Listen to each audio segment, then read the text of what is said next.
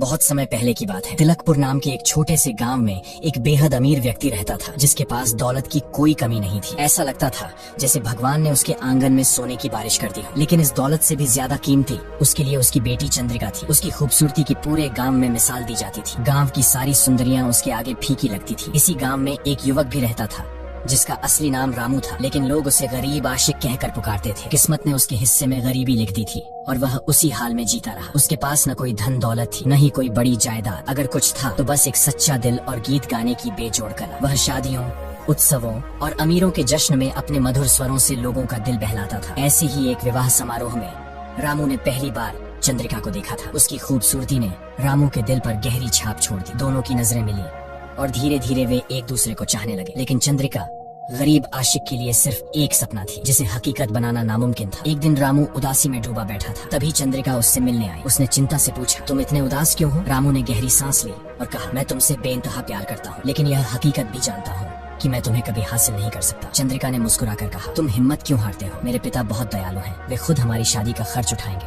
और हमें इतनी दौलत देंगे कि हमारी जिंदगी आराम से गुजर सके। रामू ने हल्की हंसी के साथ कहा, तुम सही कहती हो। तुम्हारे पिता मेरी शादी का पूरा खर्च उठाएंगे, लेकिन क्या तुमने सोचा है अगर आगे चलकर तुम्हारे मन में यह अहंकार आ गया कि मेरे पास जो भी है वह सब तुम्हारी बदौलत है? मैं नहीं चाहता कि यह एहसास मेरी मोहब्बत को छोटा कर दे, इसलिए मैंने एक फैसला किया है। रामू ने अपनी मुट्ठी भींचते हुए कहा, मैं 7 साल तक मेहनत करूंगा, अपने दम पर दौलत कमाऊंगा और फिर तुम्हारे पास लौटूंगा। अगर मैं न लौटा तो तुम मेरी उम्मीद छोड़कर अपनी जिंदगी में आगे बढ़ जाना। चंद्रिका की आंखों में नमी थी, लेकिन उसने वादा किया कि वह तय समय तक उसका इंतजार करेगी। हालांकि उसने एक शर्त रखी, अगर 7 साल पूरे होने के बाद भी तुम वापस नहीं आए तो मैं तुम्हें भूलकर किसी और के साथ शादी कर लूंगी। रामू अपनी माँ के पास पहुँचा, उनका आशीर्वाद लिया, अपनी छोटी बहन के माथे को चूमा और फिर कंधे पर एक झोला डालकर गांव से निकल पड़ा। लेकिन तभी पीछे से घोड़े की टापों की आवाज आई। उसने मुड़कर देखा, यह कोई और नहीं बल्कि वीरेंद्र था, जो लंबे समय से चंद्रिका को चाहता था। वीरेंद्र ने मुस्कुराकर कहा, मैं भी तुम्हारे साथ चलूंगा, मुझे लगता है कि हमारी मंजिल एक ही है। रामू ज्यादा खुश तो नहीं था,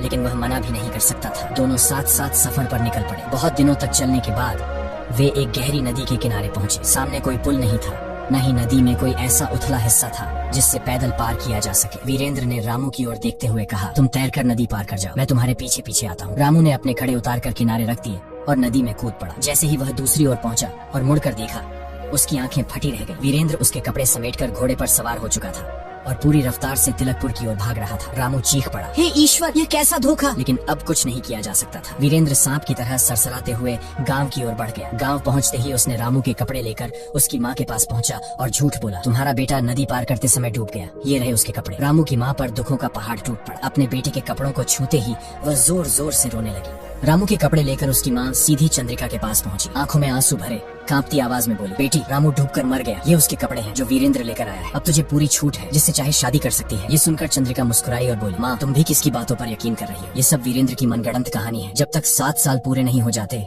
मैं किसी और को अपना पति नहीं बना सकती। ये कहकर उसने दीवार से बांसुरी उतारी और वही धुन बजाने लगी, जिसे सुनकर कभी रामू उसके करीब आया था। इधर रामू नंगे पांव भूखा प्यासा एक अनजान गांव में पहुंचा। वहाँ के भले लोगों ने उसे कपड़े दिए, भोजन कराया और जब उसे गाते सुना तो मंत्रमुग्ध हो गए। धीरे धीरे रामू का संगीत पूरे क्षेत्र में प्रसिद्ध होने लगा। वह एक गांव से दूसरे गांव, एक नगर से दूसरे नगर अपनी मधुर आवाज से लोगों का दिल जीतता रहा। घूमते घूमते वह लाफ नगर जा पहुंचा और वहाँ की एक सराय में ठहर गया। उसने सराय में बैठकर एक सारंगी ली और गाना शुरू किया। संयोग की बात थी कि उन्हीं दिनों लाफ नगर का राजा, जो संगीत का बड़ा प्रेमी था, किसी अद्वितीय गायक की तलाश में था। कई गायक दरबार में आए, लेकिन कोई भी उसके दिल को नहीं छू पाया। राजा के नौकर नगर भर में भटक कर थक चुके थे। एक दिन जब वे सराय के पास से गुजर रहे थे, अचानक उनके कानों में एक जादू भरी आवाज पड़ी। वे तुरंत भीतर गए और रामू से बोले, हमारे साथ चलो, राजा के दरबार में गाना गाना होगा, मना किया तो जान से हाथ धो बैठोगे। रामू हंसकर बोला, मैं आजाद आदमी हूँ, तिलकपुर मेरा घर है, मैं जहाँ चाहता हूँ वहाँ जाता हूँ, जब दिल करता है तब गाता हूँ। तुम्हारा राजा मेरा मालिक नहीं। लेकिन राजा के नौकरों ने उसकी एक न सुनी और जबरन उसे दरबार में ले गए। राजा ने उसे देखते ही कहा, गाना गाओ। रामू ने गाना शुरू किया। उसके गीतों में चंद्रिका के रूप और मोहब्बत की कहानी बसी थी। वह गाता रहा और राजा सुनता रहा। जैसे जैसे गीत आगे बढ़ा, राजा मंत्रमुग्ध हो गया। उसकी आंखों में चमक थी, दिल में हलचल थी। राजा इतना प्रभावित हुआ कि उसने रामू को अपने दरबार में रख लिया। सोने चांदी की वर्षा होने लगी।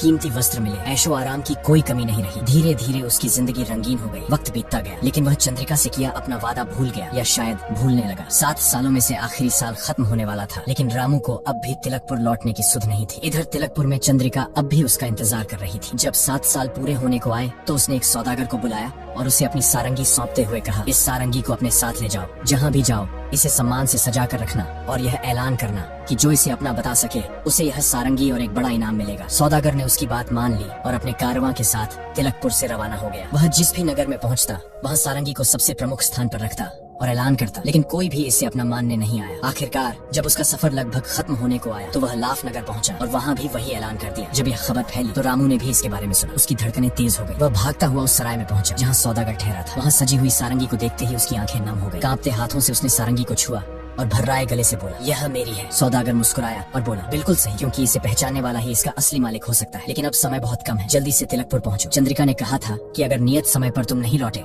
तो वह किसी और से शादी कर लेगी। ये सुनते ही रामू का सिर चकरा गया, उसके पांव लड़खड़ा गए। वह अपनी बेहोशी को रोकने की कोशिश कर रहा था, लेकिन उसके दिल में एक ही सवाल गूंज रहा था, क्या अब भी समय बचा है या सब खत्म हो चुका है? तिलकपुर में शादी की घड़ी नजदीक आती जा रही थी और उधर रामू के भाग्य का फैसला होने में अब केवल 7 दिन ही बचे थे। लेकिन तिलकपुर पहुंचने में कम से कम 30 दिन लगने वाले थे। उसने हार नहीं मानी। तुरंत एक घोड़े पर सवार हुआ और एक थैली में सोने के सिक्के लेकर निकल पड़ा। घोड़े की जान की परवाह किए बिना उसने उसे पूरी ताकत से दौड़ा दिया, लेकिन जो होना था वही हुआ। रास्ते में एक घने जंगल से गुजरते हुए घोड़े ने ठोकर खाई और रामू बदहवास होकर जमीन पर गिर पड़ा। सिर पर गहरी चोट आई और वह बेहोश हो गया। एक दिन बाद जब उसे होश आया तो खुद को एक कुटिया में पड़ा पाया। चारों ओर अंधेरा था और हल्की हल्की अगरबत्ती की खुशबू हवा में घुली हुई थी। सामने एक साधु खड़ा था जिसने मुस्कुराकर कहा, आंख खुल गई बेटा, तुम जंगल में बेहोश पड़े थे, मैं तुम्हें उठाकर यहाँ ले आया। बताओ तुम कौन हो और कहाँ जाना है? रामू ने कराहते हुए उठने की कोशिश की, लेकिन शरीर में दर्द की लहर दौड़ गई। धीरे धीरे उसने अपनी पूरी कहानी साधु को सुनाई और कहा, मुझे हर हाल में तिलकपुर पहुँचना है, लेकिन अब यह असंभव लग रहा है। मेरी मोहब्बत मुझसे छिनने वाली है और अब आत्महत्या के अलावा कोई चारा नहीं बचा। साधु ने सिर हिलाया और गंभीर स्वर में कहा, ऐसी बातें तो कायर करते हैं बेटा, तुमने सच्चा प्रेम किया है,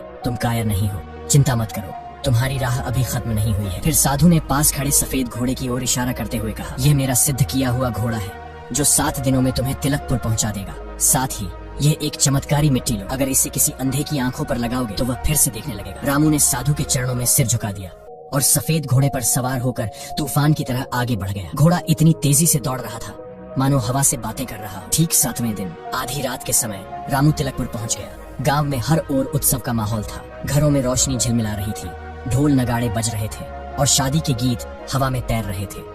लेकिन इन गीतों की गूंज रामू के दिल में खंजर की तरह चुभ रही थी। वह कांपते हाथों से अपने घर के दरवाजे पर पहुंचा और धीरे से दस्तक दी। रुंधे हुए गले से पुकारा, माँ दरवाजा खोल, भूख के मारे मेरा बुरा हाल है, अपने मुसाफिर बेटे पर रहम कर। अंदर से एक कमजोर आवाज आई, राहगीरों के लिए अमीरों के दरवाजे खुले हैं, नगर में शादी ब्याह हो रहे हैं, तू वहीं चला जा, तेरा वहाँ स्वागत होगा। रामू के दिल को एक और झटका लगा। उसने फिर से कहा, माँ मैं किसी को नहीं जानता, इसीलिए तुझसे ही विनती करता हूँ, अपने मुसाफिर बेटे को अंदर आने दे। इस बार उसकी बहन की आवाज आई, माँ मैं उठती हूँ, देखती हूँ कौन दरवाजे पर खड़ा है। लेकिन बूढ़ी माँ झिड़क कर बोली, नाकारा लड़की अजनबी आदमी के सामने जाएगी, उसे अपने घर में आने देगी, देखती नहीं मैं अंधी हो चुकी हूँ, 7 साल से आंसू बहा रही हूँ और अब कुछ भी नहीं देख सकती। रामू अंदर ही अंदर कांप उठा। उसकी माँ अब देख नहीं सकती थी, फिर भी उसकी बहन ने दरवाजा खोल दिया। रामू अंदर आया, लेकिन किसी ने उसे पहचाना नहीं। उसकी माँ की आंखें अब दुनिया को देख पाने में असमर्थ थी और उसकी बहन के लिए वह कोई अजनबी था। घर के कोने में उसकी पुरानी सारंगी टंगी थी, लेकिन अब उस पर धूल की मोटी परत जम चुकी थी। उसने माँ से पूछा, माँ दीवार पर वह क्या लटका है? बूढ़ी माँ ने रूखे स्वर में कहा, तू भी अजीब मेहमान है, बस ये गनीमत समझ कि तुझे रात गुजारने के लिए छत और एक वक्त की रोटी मिल रही है। ईश्वर का नाम ले और सुबह यहाँ से चला जा। रामू की आंखें भर आई। उसने फिर से कहा, माँ मैं पहले ही बता चुका हूँ कि मैं तेरा बेटा हूँ और यह मेरी बहन है, मैं बस इतना जानना चाहता हूँ कि वह दीवार पर टंगी चीज क्या है। बूढ़ी माँ ने झुंझला कर कहा, वह सारंगी है। रामू की सांसें रुक गई। कांपते होठों से बोला, सारंगी? किसकी सारंगी? बूढ़ी माँ ने आह भरी और कहा, मेरे दुखियारे बेटे की, 7 साल से वह यहीं टंगी है, किसी भी जीवित आदमी ने इसे हाथ तक नहीं लगाया। रामू की बहन ने धीरे से सारंगी उतारी और उसे पकड़ा था। जैसे ही उसके हाथों ने उस जानी पहचानी धड़कन को महसूस किया, उसकी आंखों से आंसू गिर पड़े। उसने सारंगी को सीने से लगाया, फिर ऊपर आसमान की ओर देखा और कांपती आवाज में प्रार्थना की, हे ईश्वर मैं अपने मन की इच्छा पूरी करने के लिए जा रहा हूँ, मेरा साथ देना। रामू ने कांपते हाथों से सारंगी को उठाया और तांबे के तारों को हल्के से छेड़ा। अचानक कमरे में झनकार गूंज उठी और एक पुरानी धुन हवा में घुल गई। उसने गहरी सांस ली और गाना शुरू किया। उसकी दर्द भरी आवाज ने रात के सन्नाटे को चीर दिया। उसकी माँ की आंखों से आंसू बहने लगे। वह बिलखते हुए बोली, तेरा नाम क्या है बेटा? तेरे गीत ने मेरे दिल को छलनी कर दिया है। बुढ़िया कांपती आवाज में बोली, आज ही मैंने एक सपना देखा था कि मेरे बाल पूरी तरह सफेद हो गए हैं। 7 सालों के आंसुओं ने मेरी आंखों की रोशनी छीन ली है। तेरी आवाज मेरे रामू से मिलती है, बता मेरा बेटा कब लौटेगा? रामू की आंखों में आंसू थे। उसने माँ को समझाने की बहुत कोशिश की कि वह उसी का बेटा है, लेकिन माँ को यकीन नहीं हुआ। वह कुछ पल चुप रहा, फिर धीरे से बोला, माँ कम से कम इतना कर दे कि यह सारंगी मुझे कुछ देर के लिए दे दे। मैंने सुना है कि पास ही में एक शादी हो रही है, वहाँ जाकर गाऊंगा, बजाऊंगा और जो कुछ मिलेगा उसे तेरे साथ बांटूंगा। बुढ़िया सख्त लहजे में बोली, नहीं, जब से मेरा बेटा गया है ये सारंगी घर से बाहर नहीं गई। ये मेरी आखिरी निशानी है। रामू ने धीरे से अपनी थैली से कुछ सोने के सिक्के निकाले और माँ के सामने रख दिए। देख, ये सोने के सिक्के हैं, अब ये सारंगी मेरी जिम्मेदारी है। बुढ़िया ने थैली को टटोला और सिक्कों की चमक महसूस होते ही उसने धीरे से सिर हिलाया। ठीक है, लेकिन इसे संभाल कर रखना। रामू की बहन ने उसे शादी वाले घर का रास्ता दिखाया और वह वहाँ जा पहुँचा। बहन दरवाजे पर खड़ी रही क्योंकि उसे यह देखना था कि आगे क्या होने वाला है। इस घर में चंद्रिका रहती थी और इसी रात उसकी शादी वीरेंद्र से होने वाली थी। वीरेंद्र अपने रिश्तेदारों और साथियों के साथ खाने पीने में मस्त था। दूसरी ओर चंद्रिका पर्दे के पीछे अपनी सहेलियों के साथ बैठी थी। उसके एक हाथ में शराब से भरा प्याला था और दूसरे हाथ में एक तेज खंजर। उसने कसम खाई थी कि वह वीरेंद्र के पलंग पर पांव रखने से पहले अपनी जान ले लेगी। तभी उसने सुना कि कोई अजनबी आया है और गीत गाने की इजाजत मांग रहा है। वीरेंद्र ने हंसते हुए कहा, बेशक गाओ, ये खुशी का मौका है। गाने और नाचने वालों को भला कौन मना कर सकता है। अगर तुम्हारा गीत मुझे पसंद आया तो मैं तुम्हें इनाम दूंगा। रामू ने अपनी सारंगी उठाई, उसकी तारों को छुआ और गाना शुरू किया। लाफ नगर में मैंने मिश्री मदिरा का जाम लगाया, 3 ही दिनों में मैं उड़कर यहाँ पर आया। वीरेंद्र का छोटा भाई, जो कुछ ज्यादा समझदार नहीं था, तुरंत खंजर निकाल कर चिल्लाया, झूठ बोलता है, लाफ नगर से यहाँ कोई 3 दिनों में कैसे आ सकता है? वीरेंद्र ने उसे शांत करते हुए कहा, अरे भाई, यह गायक है, अपनी कल्पना में तो यह सारी दुनिया घूम सकता है, इसकी बातों को गंभीरता से मत लो। लेकिन उधर पर्दे के पीछे चंद्रिका की सांसें थम गईं, उसकी आंखें चमक उठी। उसने अपनी सहेली से कहा, तू इसे नहीं पहचान सकती, लेकिन मैं इसकी आवाज पहचान गई हूँ। ये मेरे गरीब आशिक की आवाज है। इतना कहते ही उसने झर का प्याला फेंक दिया और खंजर को दूर उछाल दिया। फिर वह पागलों की तरह दौड़ती हुई झरोखे के पास पहुंची, जहाँ से रामू को देखा। उसकी आंखों में आंसू भर आए। यह वही है, उसे अब और कुछ नहीं दिखा, न दुनिया, न समाज, न शादी की रस्म। वह भागती हुई रामू के पास पहुंची और उसके गले से लिपट गई। दोनों कुछ पलों तक बेसुध पड़े रहे। वीरेंद्र का भाई यह देखकर आग बबूला हो गया। उसने खंजर निकाला और उन दोनों पर टूट पड़ा, लेकिन वीरेंद्र ने उसे रोकते हुए कहा, भाई रुक जा, अपना गुस्सा ठंडा कर। जो मेरे भाग्य में था मुझे वही मिला और जो मेरा नहीं था उसे मैं कभी भी हासिल नहीं कर सकता। कुछ पलों बाद जब चंद्रिका को होश आया तो वह लाज के मारे लाल हो गई। उसने अपने हाथों से चेहरा ढक लिया और पर्दे के पीछे छिप गई। वीरेंद्र ने रामू की ओर देखा और गंभीर स्वर में पूछा, मुझे यह समझ नहीं आ रहा कि तुम इतने कम समय में लाफ नगर से तिलकपुर कैसे पहुँचे? रामू ने हल्की मुस्कान के साथ कहा, यह एक लंबी कहानी है, लेकिन अब मैं तुम्हें सब सच बताता हूँ। इसके बाद उसने अपने सफर के हर मोड़ की दास्तान सुनाई, कैसे वह जंगल में गिरकर बेहोश हुआ, कैसे एक साधु ने उसकी जान बचाई और कैसे उसने सिद्ध घोड़े और चमत्कारी मिट्टी प्राप्त की। इधर रामू की बहन, जो दरवाजे पर खड़ी यह सब देख सुन रही थी, दौड़कर अपनी माँ के पास गई। वह चिल्लाई, माँ, वह सचमुच मेरा भाई और तेरा बेटा रामू है। बूढ़ी माँ कांपते हुए खड़ी हुई।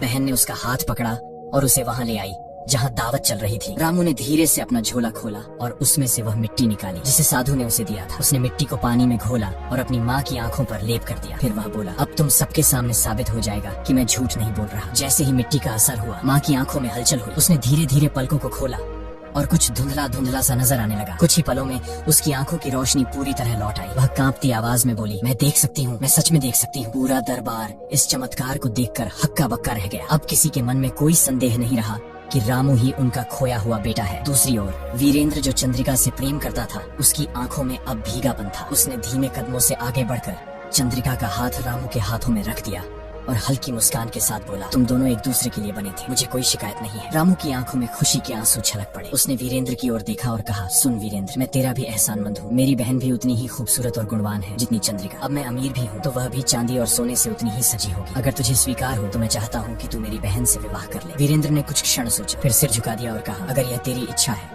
तो मुझे भी इसमें कोई आपत्ति नहीं। इसके बाद रामू और चंद्रिका का विवाह धूमधाम से हुआ। साथ ही वीरेंद्र और रामू की बहन का भी विवाह हुआ। अब कोई गरीब नहीं था, कोई दुखी नहीं था। वे सभी खुशी और प्रेम के साथ अपनी नई जिंदगी की शुरुआत कर चुके थे। दोस्तों, अब इसी के साथ हमारी कहानी समाप्त होती है। अगर आपको यह कहानी पसंद आई तो वीडियो को लाइक करें।